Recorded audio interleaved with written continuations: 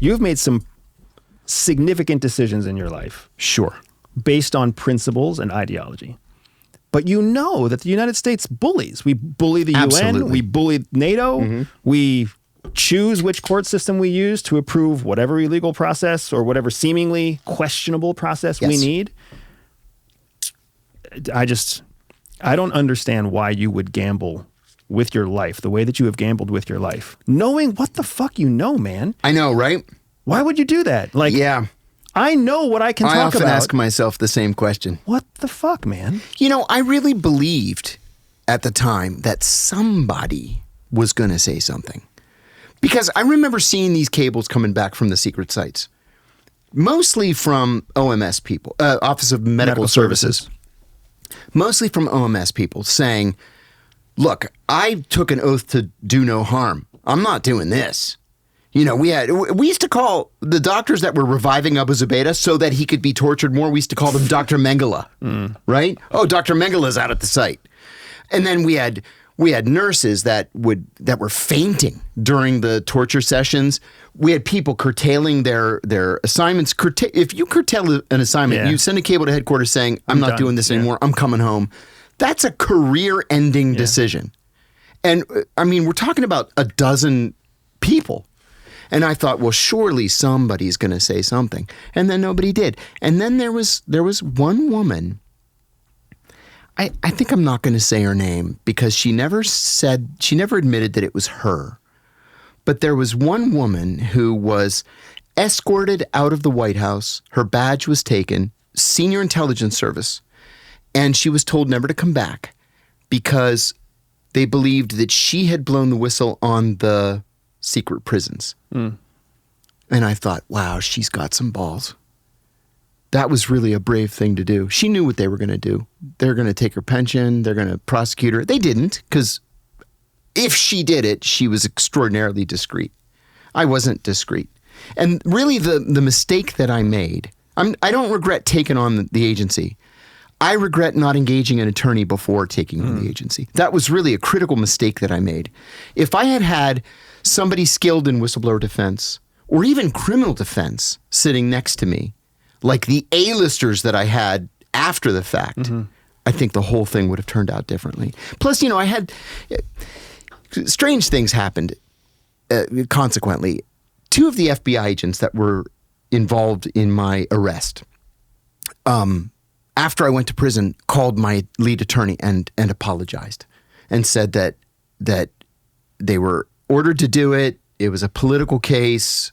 They had to do what they were told. That meant a lot to me.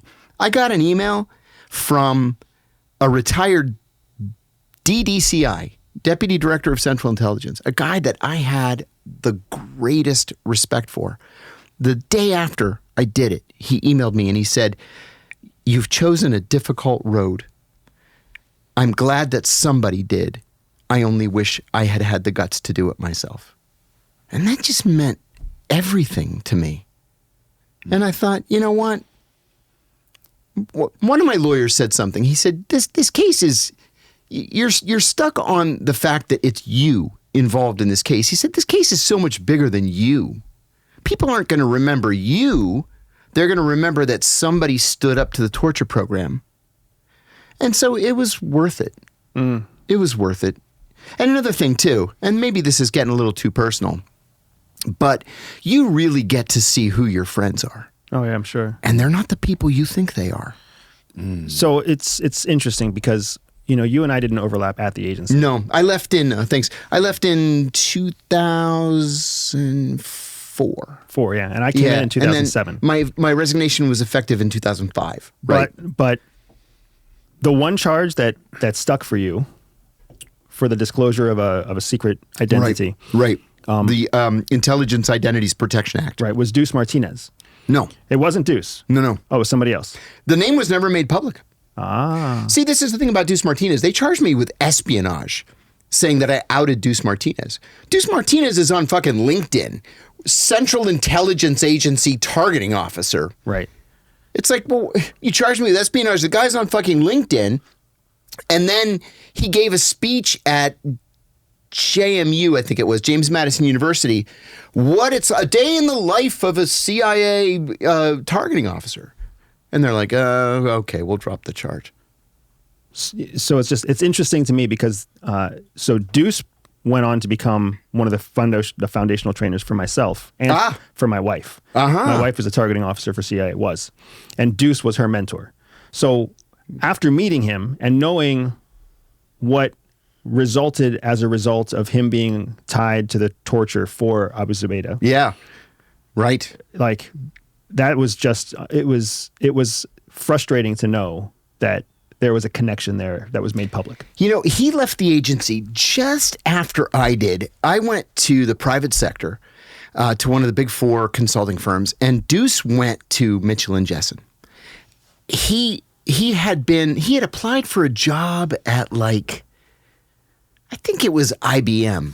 There was an analysis job at IBM. He and I used to get together for lunch every week after we both left. And he would call me with these updates all the time about the negotiations with, I'm pretty sure it was IBM. And he called me to say, hey, let's have lunch. I decided to take a job. And I said, hey, great. This was going to be big money for him. So we get together for lunch at Tyson's Galleria, right? The Chinese place. And he hands me a business card and it says Mitchell and Jessen LLC. And I said, are you out of your fucking mind? You're going to work for these monsters? Seriously? And he said, no, you're wrong about them. They're good guys. They're patriots. I said, they're fucking the creators of the torture program. I said, how many times have we talked about this? How many times, like into the middle of the night in Pakistan, have we talked about how we were hoping that they would do the right thing? And he's like, yeah, with the money, it was so good. It's such great money. And I said, man, I think you're out of your mind. And then once I went public, he never spoke to me again, which was no big loss because he was on the wrong side of that. I mean, regardless of what you think about Deuce, like he went on to he changed some lives for people who were coming up in the ranks. He changed my wife's life. Good.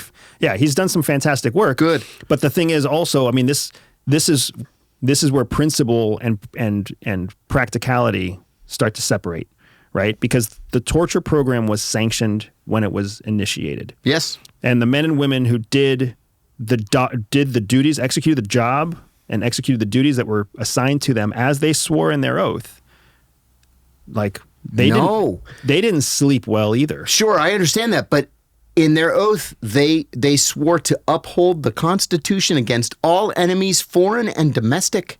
And it was a legal program that they were assigned to carry out. And you already said if they curtailed their... But was it legal? Because no court ever ruled that it was legal. No court. They said it was too highly classified to even present to a court. So just take our word for it. That's what you and Bybee's conclusion was. So I find that this is very similar to the argument for Edward Snowden and Snowden's quote unquote whistleblowing, right? And what oftentimes becomes the argument for whistleblowers in general. Whistleblowers are protected and they should be protected. Some are. When they do things the right way. Oh, no. To your point about how you would have done it differently. What about the case of Tom Drake? I don't know Tom Drake. Tom Drake was a senior intelligence service officer at NSA. He his first day was September 11th, 2001. He had been a full colonel in the Air Force. There's Tom Drake. And he became aware immediately after 9/11 of the plan to initiate warrantless wiretapping of American citizens. So there was a competing software program that NSA had developed that would weed out U.S. persons and target only suspect numbers. And General Hayden, who at the time was the head of NSA, this is before he went over to CIA, said that 9/11 was the opportunity that NSA had been waiting for, to just vacuum up everything and then sort it out later. So Tom went to the general counsel, and the general counsel had not been read into the program. And so the general counsel said, I don't know what you're talking about. There's nothing I can do. He went to the inspector general. The inspector general said that this was over his pay grade and that he should go to the DOD inspector general. He went to the DOD inspector general with documents. The DOD Inspector General leaked the information back to NSA and said, you have a rogue officer here, which was illegal. He was supposed to be protected. When the DOD IG never did anything, Tom went to the HPSI, the House Permanent Select Committee on Intelligence, fully cleared staff member, turned everything over, was charged with 9 felonies, including 7 counts of espionage. On the day that he was arrested and his house was raided, his wife was also an NSA senior intelligence service officer. And the FBI went and said, we've arrested your husband this morning and we're raiding your house right now. You're either with him or you're with us. And she chose them. So he lost his pension. He lost his 5 kids. He lost his wife. He lost his house. He lost his career. And then when he went bankrupt, they dropped all the charges. So did Tom follow the proper whistleblower protocol? Absolutely. What's interesting here, though, is that he also didn't get charged. He was charged. No, he was never convicted. Only because it was the judge that threw the charges out. He ended up taking a plea to a misdemeanor count of misuse of a government computer because to save face, DOJ came back and said, look, you got to plead guilty to something. If we're going to drop 9 felonies, you got to plead guilty to something. So his lawyer said, think of something that they can charge you with. So he admitted that on his lunch break one day, he looked at Facebook on a government computer. And so they gave him 18 months of unsupervised release. So we're seeing the technicalities here again, right?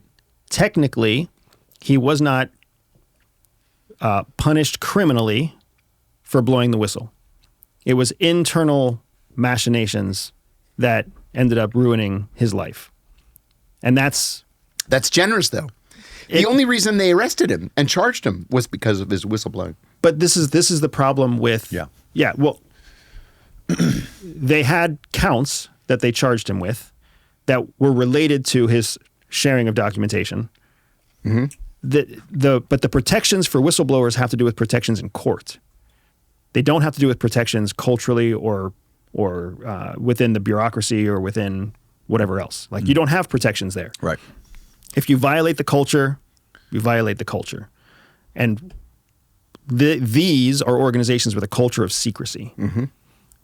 And I guess I respect the fact that you say it was worth it. You're the one that paid the penalty. You're the one that did the time. You're the one that carries that, right?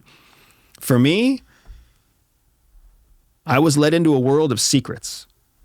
I'm going to keep those secrets. I don't see any value in blowing a whistle on secrets because we are always in compartmentation. Yeah, but we don't ever know the whole story. But there's a difference, though, between blowing the whistle on secrets and blowing the whistle on a crime. The definition of crime changes based on the interpretation of the law. Yeah, right. But the definition that is the law now is the definition that I used. You made a call based on what you thought was criminal. Yes. That others did not think was criminal. That's right. And as a result, after time and after the public disclosure of the case, the law was changed. That's your prerogative, man. Yeah. That's 100% your prerogative. That's why I say it was worth it. But for me, I see it differently, man. Now, I also have to understand, John, why are you working with Russian state media? Oh, because I've got 5 kids and nobody's beaten a path to my door to give me work. You know, this is all part of the overall plan. It's, again, my lawyer said, this isn't about John Kiriakou. This is bigger. So for people who don't understand Andy's question, John has been hosting a radio show for a number of years for RT. 7 years now. For Sputnik Radio. Sputnik Radio. Yeah, Sputnik Radio. The government, I think, or the agency maybe, would have been perfectly happy if I starved to death from lack of work or ended up at McDonald's. And I worked hard to rebuild my life. The only people who offered me a job were the Russians. And when they first offered me this job, I turned it down. And then 6 months later, they came back and said, we'd really like to offer you this radio show. And I said, you know, the only way that I would do this is if I were free to say anything I wanted and to talk about any issue I wanted. And they said, done. And I said, yeah, but I would want to be able to criticize even Vladimir Putin. Done. And I said, would you put that in writing in the contract? And they said, yes. And they did. And I'll give you an example. On the day of the Russian invasion of Ukraine, I opened the show by saying that I unequivocally condemn the Russian invasion of Ukraine, and I call for Russian forces to depart Ukraine immediately. I criticize. I'll give you another example. Do you remember in York, England, I'm going to say 5 years ago, a Russian dissident and his daughter were poisoned with Novichok? We were doing a story on it, and my co-host said, well, it could have been the Ukrainians in a false flag operation. It could have been the Russian mafia. I said it was the KGB or whatever they're calling themselves. Now, they've been poisoning people since the 50s. This is what the Russians do. They poison people. Of course it was the Russian government. So they let me say anything I want. I've never, ever received any pushback. And I make a handsome living. Like I've always said, if CNN's got an offer, or MSNBC, or even Fox, I'm on Fox at least every other week. I'm all ears. But, 5 kids, 3 of whom still need to get through college, I make no apologies. So then when you became a sworn officer of the United States, what was your intention? Was your intention to make the United States, to protect and expand the superiority of the United States, or was it something else? Did you think you were making a better planet? Because you have to know that by affiliating your name with Russian state media, you might get to say anything you want, but that doesn't mean that's what goes to air. When it gets translated into Russian, it can be whatever they want it to be. It's a live show. It's in English. It's an internet show, right? It's terrestrial. Also broadcast. But they're going to have the rights to make out of it whatever they want to make out of it. And your name and your affiliation that is exactly the foundation for how Russian covert influence operations happen. Aw, poor CIA. There's a former CIA guy working for the Russians. He may do some damage to the American government. Fuck the American government. What have they done for me? What have they done for my children? Do you really violate my rights? Do you really not know the answer to that? Come on, man. It was the CIA that put me in prison. What in the world do I owe the CIA? It was your decisions that put you in prison. It was the CIA's law-breaking that put me in prison. It was your choice to highlight the CIA's law-breaking to media that put you in prison. There we go. So we're in agreement then. Your children's, they live every day under the protection of the United States. They have all the benefits of American citizens.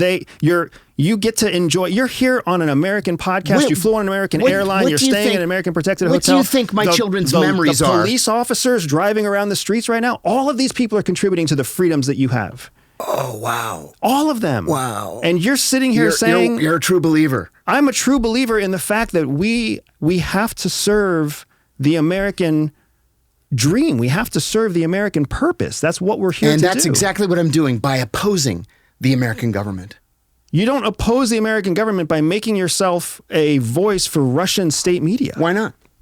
Because you're not talking out about the American government, first of all. What you're talking out about is Putin's invasion of Ukraine. No, I talk about the American government every single day. So whoever you're speaking to, you are giving credibility and authority and you're loaning all of your hard work to Russian media for a paycheck. I don't see how that's a problem. Because if you didn't come from CIA, they wouldn't care about you. So you're borrowing the authority of CIA. That's what makes you valuable to Russian media. No, I'm able to expose crimes that I witnessed in the CIA, sure. And maybe that gives me a little bit more John cachet. Kiriakou, separate of CIA, would not be of interest to Russian media. So what makes John Kiriakou... That's not true. That's not true. I have a dozen colleagues who have been sort of leaders in their field, have nothing to do with the CIA, that also host shows because they bring something to the table. They're leaders in their field. Yeah, okay. So I was one of the government's leading experts on the Middle East. Without the government, you wouldn't be. If I had been at the State Department, or if I had been in academia, I'd still be an expert on the Middle East. You're pulling everything from government, man. So what? Andy, I don't see how you think I owe the government something. I'm not saying you here. owe the government anything. I'm just saying that the ideals that you must have had in 1984, 1889. 89, yeah. You must have compromised on those ideals. You must have at some point. I'm a patriot. Isn't questioning the government and holding the government accountable something that the United States was founded on? I don't know the answer to that. Of course it is. How? Isn't that in the Constitution? I don't know the answer to that either. Can somebody flag where there's any mention of individual accountability to the government? Because I'm pretty sure that's why we are a representative democracy. It is our representatives who are supposed to do that, not us. What we're supposed to do is be really fucking good at what we do and vote in meaningful representatives to represent the constituents in all forms of government. It is not our job to meddle in government. It is also not the government's job to meddle in our economic contributions to the government, unless we violate a crime or violate a law and somehow otherwise ostracize us. But we're not supposed to. That's why we have representation in the Senate and in the House. Okay. So yeah, my point with all of this is just there's a very real responsibility, in my opinion. There's a very real responsibility that if you are going to become a representative of the federal government, if you're going to become a sworn officer of the federal government, whether you're in military uniform, whether you're plainclothes FBI, whether you're Secret Service, whatever else, we have an obligation forevermore. We will never be normal citizens. I think that's nonsense. You can think whatever you want to think. I really do. If you are a private citizen, your loyalty is to yourself. Within the confines of the law, of course, and the Constitution. But I don't owe the government anything. I'm not saying you owe the government anything. I'm saying that we have a responsibility, we have an obligation to recognize that we can become tools for our adversaries against the very things that we believe in, specifically because of our affiliation with government organizations. That's just the fact of it. That's what makes us interesting to them. I have no... But how is it different then for the myriad of intelligence officers who sell themselves out to corporate media? There's at least... What's the difference? The primary difference is that they're not giving our adversaries an advantage by the connection to their affiliation with a government agency. Well, what advantage, though, am I giving? You don't even know how they choose to use your information. Of course I do. I see it every single day. If you really think you know what they're doing with your information, you are either willfully ignorant or overly confident. Enlighten me. They can do anything they want to. They don't even have to be using it right now. What are you saying that they're doing, though? They could be doing... They could be, and they're not. Okay, let's just take best practices for covert influence. Best practices alone, right? Best practices are you take somebody's statement and you put it out of context, and then you translate it into a different language. Sure. And you use it to promote something in some third world, in some third absolutely. Some third country and setting. If you have evidence, man, I would love to see it, and I'll put an end to it. Sure, they could do anything they want, just like the U.S. can do anything that it wants. But they don't. They haven't. You don't know. You don't know just as well as I don't know. Of course I know. Of course I know. Of course you know what Russia is doing with all of your data. The data that you were so passionately against the FBI collecting. What your data? metadata. You were so concerned against the metadata I sit in front of a collection. microphone every day and I talk about what's in the papers. That's my job. It's a 2-hour news show. That's it. And then I get up and I go home. You talk about your opinions also. Yeah, my opinions aren't a secret.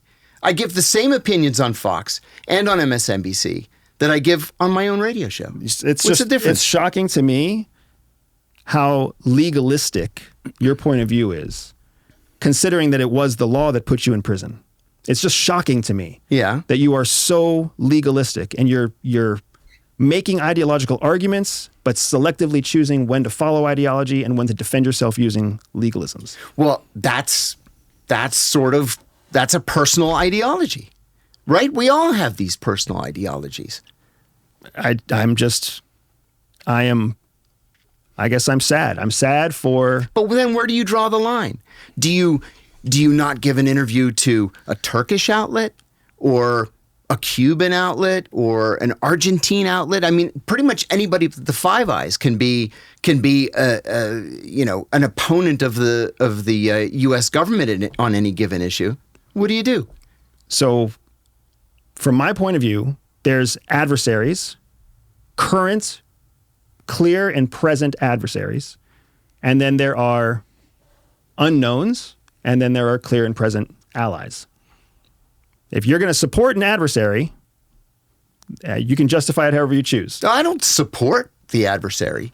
The adversary offered me an outlet that I gladly accepted. At a bare minimum, your outlet generates revenue for an adversary. Barest minimum. So how can you say that you don't benefit the adversary? Well, it's revenue. It's a government-sponsored radio. I mean, there's no advertising. There's no revenue stream. It's like Voice of America. If there is no actual money changing hands, I would be surprised, because there's always got to be money that changes hands somewhere. And you're also talking about... I'm not sure what that means. There's always money. There's always a funding source. There's always a donor base. There's always an exchange of value. Nothing is free. It's a government-funded radio network. Funded by which government? The Russian government. The Russian government funds a radio channel. Yeah. For which audience? For the American audience. For the American people. Yeah. Using the voice of a CIA officer. Yes. And you don't see a problem with that? Absolutely none. Do we do that in other countries? Of course we do. It's and called the Voice of America. Influence campaigns. It's called the Voice of America. And they are there for influence. They are soft power. Mm-hmm. There to win. It's the same fucking thing that Tucker Carlson did with Vladimir Putin. So you think it's so? How do you what? I think because there is a inlet of influence that's allowed into the United States, that is essentially sponsored by the Russian state media, mm-hmm. that is headed by the voice of a CIA officer inside the United States, which automatically lends credibility to RT, who is the sponsor of the program. So now anybody who listens to your program, they may like you, they may like what you have to say, but what RT is paying for is for a channel of media exposure into the United States. Good. Maybe I can educate somebody. I'll take it. 7 days a week. I will take it. This is fascinating, guys. I want to switch topics a little bit. I want to talk about Israel. Okay, what do you guys make of this shooter that shot Donald Trump? Do you think that he was just some lone idiot, or do you think that this was a intentional gap left in security by the Secret Service? So I'll go first on this, John, because I see this, Occam's razor. Mm-hmm. I see mm-hmm. this as shit happens. So you think shit happens. Okay. If you're going to look at this instance and you're going to look at it with any kind of statistical relevancy, you have to look at every public presentation by every politician over the last 300 to 3,000 public presences, right, where the Secret Service was in charge of security. Mm-hmm. When you put this against a statistically relevant number, you realize this is the exception. That all those public appearances, all those speeches, all those presentations where there was no act of danger, where there was no threat, where there was nothing that the American people knew about, that was the Secret Service doing a good job at the time. Whereas what happened in Butler, Pennsylvania is different. It's different because what people don't want to accept is that there's always gaps. Always. It's never perfect. There's always a chance for tragedy. There's always the opportunity for a perfect storm. It's just that we happen to see it this time. Is it always the case, though, in these situations where the actual counter sniper has a scope on the guy with a gun on the roof that's like 200 yards away? That's part of the bureaucracy. You got to ask this guy for permission to shoot, and then that guy has to ask the chief for permission to shoot, and by then, the sniper's already shot. Right. People don't like to accept it, but they have to accept it. That there is a process. There's a process. Because here's the thing. If the sniper on the roof were to have seen, who the fuck knows, a little old lady who's chasing her cat up a wall. Mm-hmm. If he blows the head off an 85-year-old lady who's chasing her cat, that's fucking a nightmare, right? Mm-hmm. And that's not something that people, that's again, a demonstration of the incompetence of the Secret Service. So there's a process. Call something in, get something approved. I don't know what the process is for Secret Service, but they don't just get to make autonomous decisions. Right. But I think the guy even said when they were getting questioned by Congress is that the sniper asked like 2 minutes before that he told them that whoever the next person in the chain of command was, that he had the guy on the roof, saw that he had a gun, and they still denied him. Like it's not like it was a guy on the roof eating cotton candy. Right. It was a guy on the roof with a rifle. You know, the LA Times had a very interesting op-ed about this the day or 2 days after it happened. And they said, we've so convinced ourselves that the Secret Service is the Secret Service that we see in films. Right. Right? They're all supermen. They really are. And they're expert marksmen, and they're smart, and they're athletic, and they're out there just doing God's work. In fact, these are the guys that, you know, went to Colombia with the president and all got prostitutes and then didn't pay them and got in trouble. And then one guy left his badge and his gun in the hotel room with the prostitute by accident. They're idiots. They have their heads up their asses, half of them. He said, these are the guys who, when Obama was president, a guy climbed over the White House fence, ran all the way to the door, to the front door of the White House, got inside the White House. Right. And it was a woman stopped. in there or something? He got halfway up the steps, you know, into the residential quarters. So why wasn't he stopped? Because the guy in the booth thought that the guy at the fence was going to stop him. The guy at the fence missed him and said, well, the canine's going to get him. The canine guy didn't get him because he was on the phone with his girlfriend. And then the guy inside said, I don't want to get him because the dog is going to come and I don't want the dog to bite me. Shit happens. Shit happens. We're not bulletproof. Now that you realize, hopefully, now that the world is hopefully waking up, the world that listens to Danny Jones is hopefully waking up to the fact that there is not a promotional cycle of meritocracy inside. So good people don't go up the chain. Nope. Yes. And on top of that, you've got this inherent bureaucracy that makes every decision needs 3 other people to sign off on it. And the process that's in place, nobody wants to get caught, you know, with their hands in the cookie jar or breaking the process or whatever else. So that slows everything down. So now you have a bit of a competency question with a guaranteed timeliness question.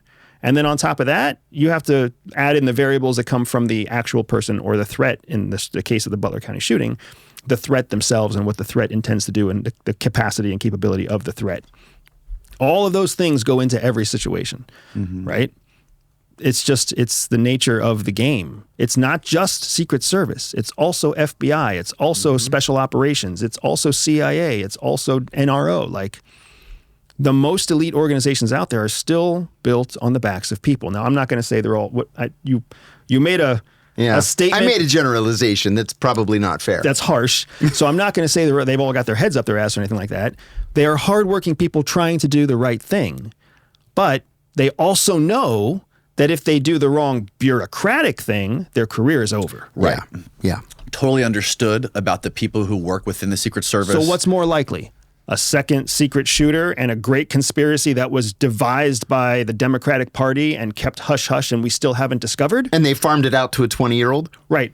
As a patsy? Right. Is that more likely? Or is it more likely that maybe somebody didn't answer a walkie-talkie call fast enough and they didn't coordinate closely enough with the local sheriff and the sheriff's deputies, and as a result of that, some fucking whack job got on a roof and shot a gun? What's more likely? Yeah, I don't know. I've been going back and forth with this in my head ever since it happened. I don't know what it's been, like almost 3 weeks now, right? And it just seems like with all the footage that was released, and then let's just like take a little time machine and go back in time and look at all the shit that Trump, I mean, I'm looking at it from the perspective of just like a citizen who doesn't have any experience in the government or working for CIA.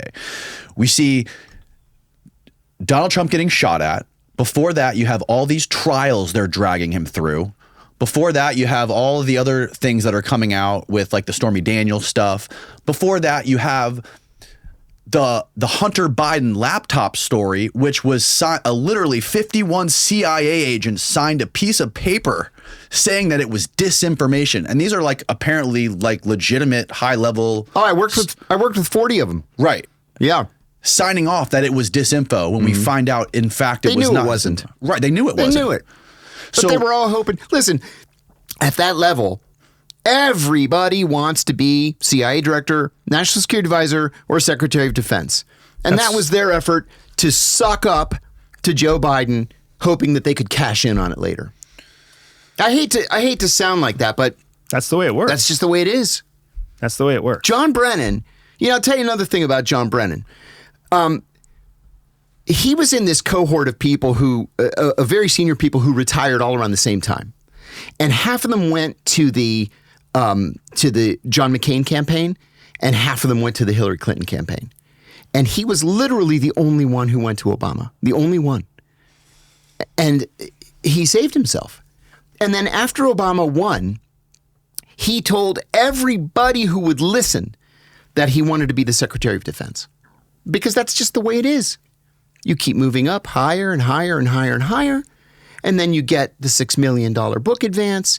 And then you get a center at some university named after you. And you appear on the news networks and you live happily ever after.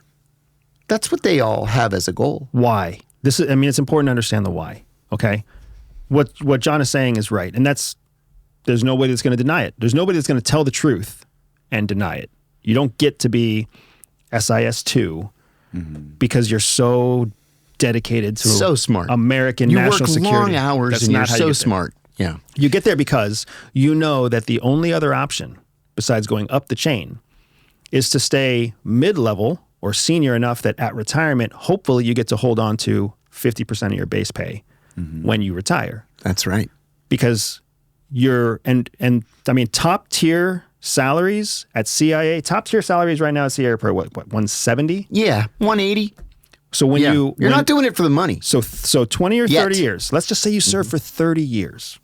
Plenty of people serve for 30 years. They start when they're 24, they retire at 54. They were making $170,000. They built a lifestyle for $170,000. They're 50 years old, which means they've got kids in college. They've got a spouse who's probably still working.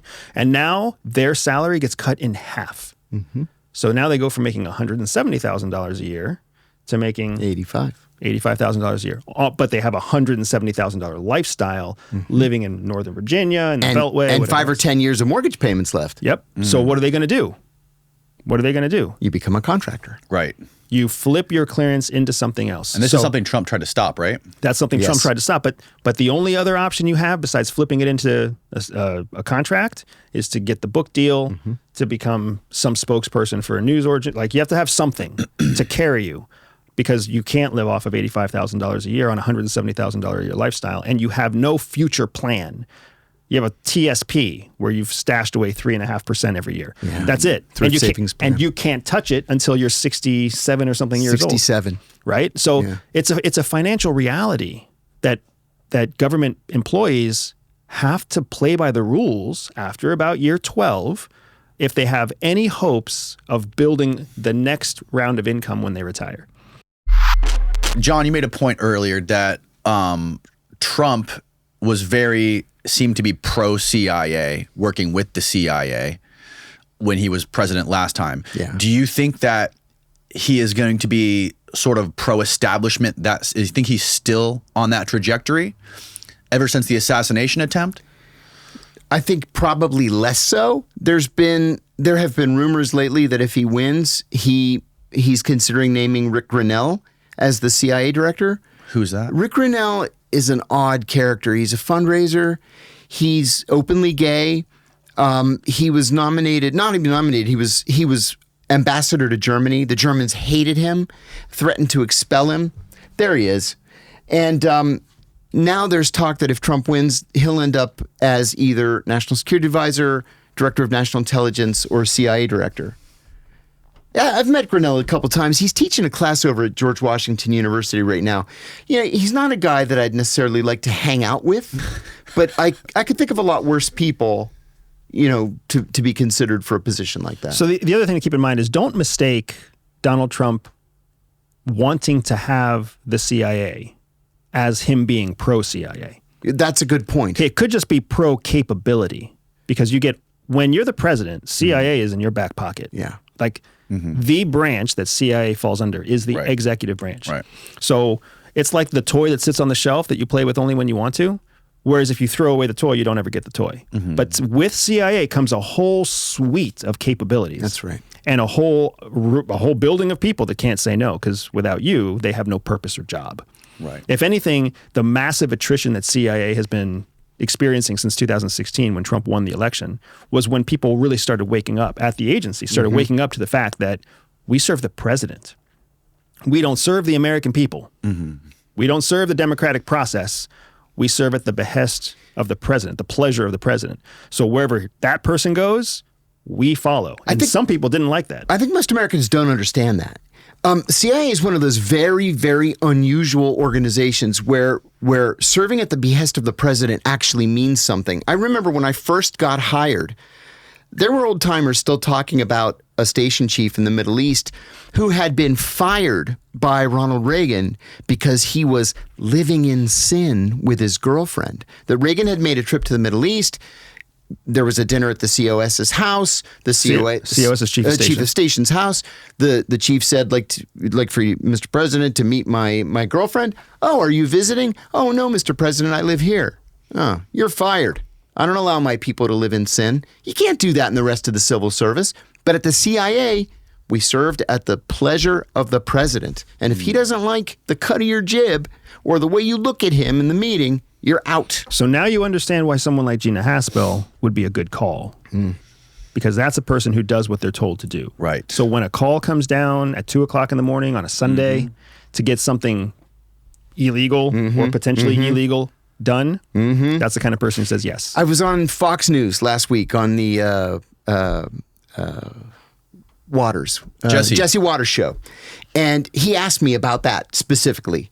And I said, this is why if Donald Trump wins the presidency again, and if I had the opportunity to tell him one thing, it would be, please don't choose a general or a CIA insider to lead the CIA. Because the way those people became generals and became senior intelligence service leaders was by saying, yes, sir. Through their whole careers. Yes, sir. What you need is somebody who has the guts to say, Mr. President, that's a terrible idea. And let me tell you why. And I think this is what we should do instead. Somebody who's got the guts to tell the president the truth. Yeah. Right. But it's counterintuitive because that's not the way you get power in the government. Exactly right. And that's what's so difficult. And anybody who's ever served in uniform, anybody who's still serving in uniform, anybody who's ever been in any kind of bureaucratic process that's tied to government, what they have seen is your new tranche of recruits every year are full of zest and zeal and ideology and passion for what they believe it means to serve the public. Exactly right. And then as every year goes by, they are ground down to a more mediocre average. And then the people who are still have burrs on their shoulders, the people who are still a little bit ornery, either find their way out or they get kicked out or they're pulled out in some way. And once you get to the senior most levels of decision making, those people have already there's a turning point between 7 and 12 years. Where you really have to... Oh, so true. Where you really have to make your decision. Am I going to make a life out of this? So true. Or am I going to pull parachute and get out of this? An old-timer told me, by year 10, you can see who's going to be a leader and who's not. And the ones who aren't are going to leave. And it has nothing to do with leadership. No. Wow. It has to do with whether you're going to follow the bureaucratic process. I mean, we call it riding coattails. Yeah. We call it having grandfathers. Having a rabbi. Yep. Let me tell you a quick story. And I've told you this story, but it's important and it bears repeating. So when I was still in analysis, this would have been the mid-1990s. The office that I had worked for, the Office of Leadership Analysis, ceased to exist while I was serving overseas. Under Clinton? Yes, Bill Clinton. So I came back and I was assigned to the Office of Near Eastern and South Asian Analysis. One of the group chiefs, which was a GS-15, the general service scale goes up to 15, and then above that is the senior intelligence service. One of the GS-15 deputy group chiefs was John Brennan. John was, he was a mid-level nobody, a mid-level functionary. What year was this? This was 1996. 96, he was a GS-15. Yeah. Wow. Which is actually the point of the story. So there was nothing special about John. He had a BA from Fordham in history. Nothing special about this guy at all. And he worked for a woman named Martha Kessler, and Martha was something special. She was the U.S. government's acknowledged expert on Syria and had written the definitive book on Syria called Syria, Fragile Mosaic of Power. And everybody had to read Martha's book when you got assigned to NISA. So Christmas of 1996, I remember this like it was yesterday. He goes to Martha and he says, Martha, I've been your deputy for whatever it was, 4 years, 5 years. I think I'm ready for the Senior Intelligence Service and I want your blessing to apply for XYZ job. She said, I don't like you. I've never liked you. And you will never be in the Senior Intelligence Service. In fact, you're fired. So at the agency, you're not really fired. If you're shuffled. Yeah, you're shuffled. So if they tell you you're fired, you have 6 weeks to walk the halls and find another job. And if you can't find a job in 6 weeks, then you're fired. Okay? It's Christmas time. The normal job turnover is in the summer. So there are no jobs at Christmas over vacation. So Brennan is going office to office to office looking for a job. He finds one opening. It's in the President's Daily Brief, the PDB staff. And for analysts, if you're serious about analysis, you're going to end up in the PDB staff eventually, either as a briefer or as an editor. They have one opening, and it's for the lowest level. It's to brief the lowest level person entitled to a PDB briefing. And that is the National Security Council's Director for Intelligence Programs, who at the time happened to be George Tenet.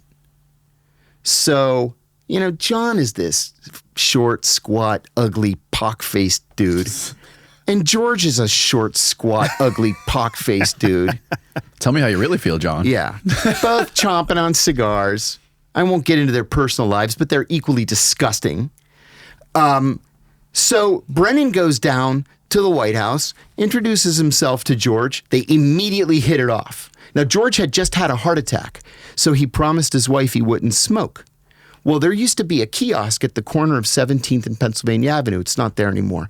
And the guy sold magazines and newspapers and cigars and gum and stuff like that. So they would do the briefing at the White House, walk over to the kiosk, smoke a cigar. George would go back to the White House and John would go back to the agency. Next thing you know, George is named Deputy CIA Director. So he calls Brennan and he makes Brennan the Deputy Director of the Office of Near Eastern and South Asian Analysis, Martha Kessler's boss. And he calls Martha in on his first day and he says, now you're fired. Ooh. And so she was gone. She packed up her shit and she left. We never saw her again. Next thing you know, there's a realignment. And he was only in the job for like 6 weeks. There's a realignment and they merged a bunch of offices and there was a more senior guy who took John's job. So George made John, he says, listen, you're going places with me. So I'm going to make you station chief in Riyadh. Direct line of communication between the director of the CIA and the king himself. And he's there for like 5 years. Well, this also gives him operational experience, which he had never had. So then he comes back from Riyadh. They make him the executive director of the CIA, the third ranking officer in the entire CIA. And then from there, he becomes the head of the National Counterterrorism Center, the first one, by the way. Then he becomes the deputy national security advisor for counterterrorism. Then he becomes the director of the CIA. Wow. Does anybody remember? Yeah.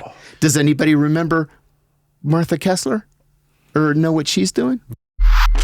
Joe Biden, according to the laws of, or the system of the transference of power, he can't nominate someone else. Like, he has to demonstrate his faith in the democratic system. So when he steps down, there's only one person that he can actually endorse. That's exactly right. And I'll add that's something. his vice president. If he were to endorse anybody else, that's basically saying, scandal. I don't believe in the democratic system. Yeah, scandal. Because if he's shot, or if he has a heart attack, or if he's lost in some tragic accident, guess where the country falls? Just like it falls to her anyway. So he has to follow that process just to demonstrate his loyalty to the democratic system. That's right. And I'll add one thing. The Republican Party is far, far more likely to nominate an outsider than the Democrats are. The Democrats have made their system so that it is impossible for an upstart or an outsider to win the Democratic nomination. In 1972, Richard Nixon was afraid of running against Edmund Muskie. Muskie had been the senior senator from Maine, and he was the chairman of the Senate Foreign Relations Committee. Everybody loved Ed Muskie. He was the vice presidential nominee for the Democrats in '68 with Hubert Humphrey. He later actually became Secretary of State under Jimmy Carter. But anyway, Nixon was worried about Muskie, and he was worried about Kennedy. But then Kennedy killed Mary Jo Kopechne, and he killed Mary Jo Kopechne, and Kennedy didn't run in '72. So Ed Muskie is a threat to Richard Nixon. So Nixon had the plumbers,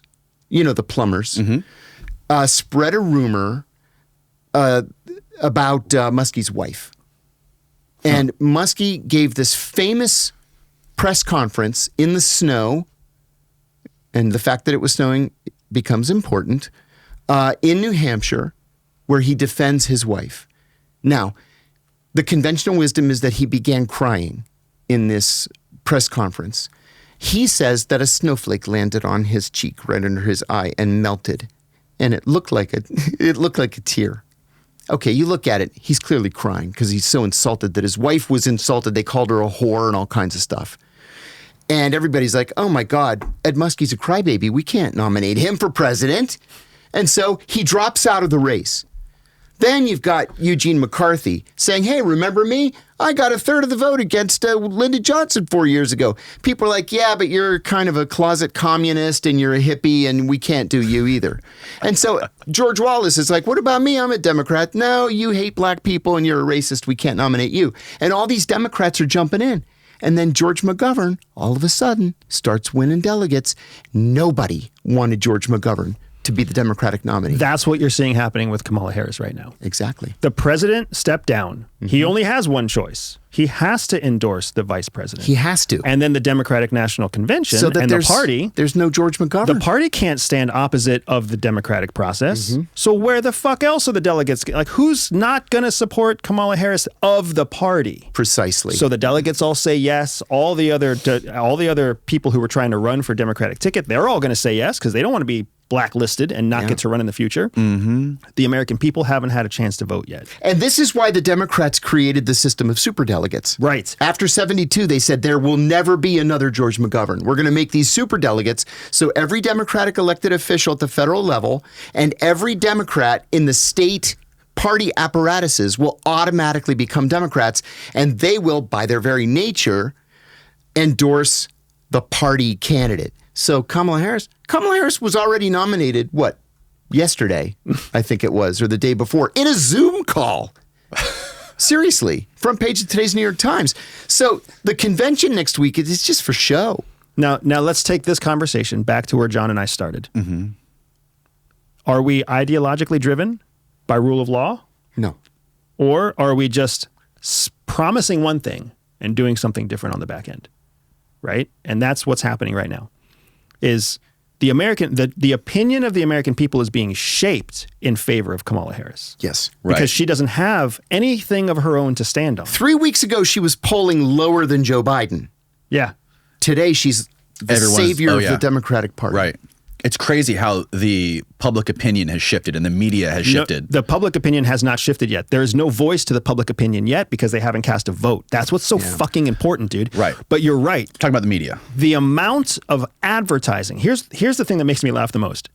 When you look up anti-Harris videos, when you're on YouTube, anybody on YouTube who hasn't seen this, I don't know what YouTube you're watching.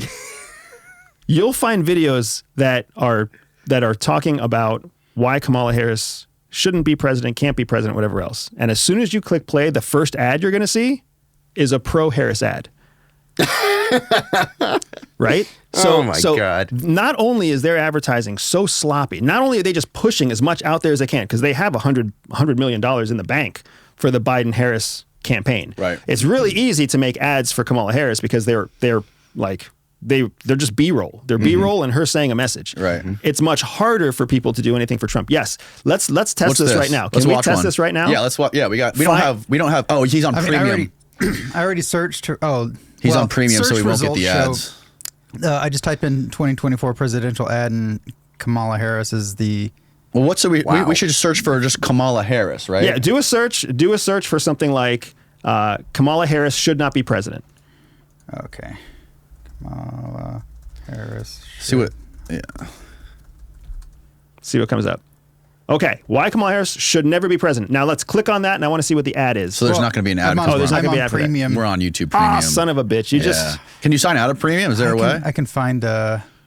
Oh yeah, there we go. Yeah. So your point is, like, if they were actually paying attention, they wouldn't be targeting hater videos on her for their own ads. Exactly. That's the one person you're not going to convert, right? Mm-hmm. So there's clearly we need to blow as much money as possible. Right. And we need to pump it out quickly because what do they know is happening? They know that the Trump campaign is changing all of their messaging now to attack Kamala Harris, which is why you're not seeing a lot of Trump ads. You're not seeing a lot of anti-Harris ads because they're working on them.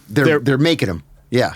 And you can't. You're right. They're in production. You can't come out with one ad every week. You need to come out with like 12 ads at the same time so that you and I and all the American people see the same ad. Yes. So I'm saying that because public opinion is currently being shaped, and this is how it is being shaped by the process that we have made our electoral process, right? We have made it so that the far left and far right have already made their decisions.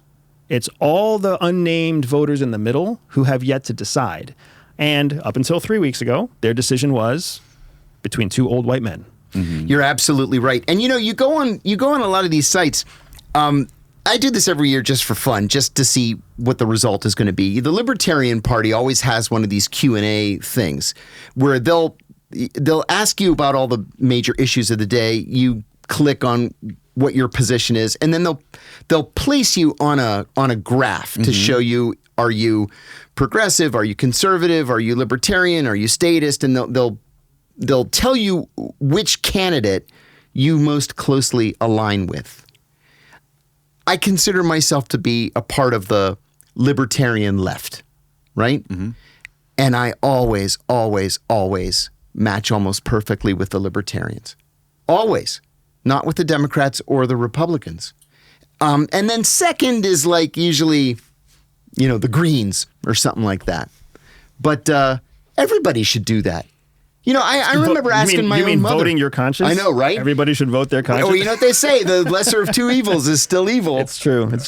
But all of that is to say that what you're seeing right now, Americans are interpreting the support of delegates and the support of delegates, the support of donors, the support of whatever, the influx of donations. They're interpreting that to be support and unity behind a candidate.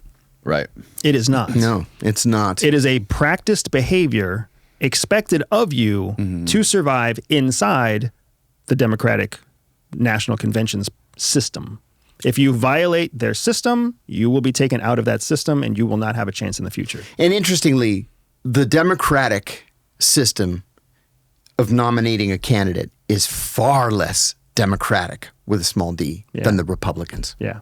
Far, far less. You don't have a choice. Like unless you are registered and identified and groomed and invested and show loyalty and have a history of whatever, you don't even get the opportunity. Sounds like a cult. Yeah.